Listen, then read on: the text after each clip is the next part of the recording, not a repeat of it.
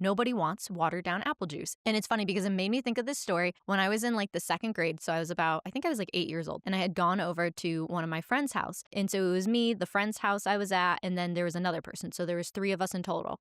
And I remember when my mom had dropped me off, and my mom talked to his mom, and his mom was like, "Oh, does Christina like apple juice?" And she goes, "Oh, Christina loves apple juice." And I will say at 8 years old, I was an apple juice fiend. I loved apple juice. So we were outside, we were playing, and time went by, and all of a sudden my friend's mom comes outside and he goes, "Does anybody want apple juice?" So of course we all scream, "Yes, we want apple juice." So we go running inside.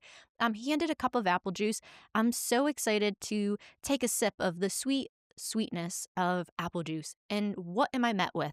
This really disgusting tasting water. Honestly, that's what it tasted like. And I remember being like, this is not apple juice. I don't know what kind of apple juice his mom is buying, but this is not the apple juice that I'm used to having. And so it was so funny. I got into the car later that day. My mom's asking me how like the play date went or the hangout or whatever you call it when you're 8 years old and you're hanging out at your friend's house. And I remember telling her all the important things of what games we played. And then finally I got to the point where I said, yeah, his mom gave us apple juice, but it was the weirdest tasting apple juice like I ever had. It kind of tasted like gross water. And she goes, "Oh yeah, she asked me if it was okay if she watered down your apple juice." And I said yes. And I'm like, why would you ever say yes to that? Why?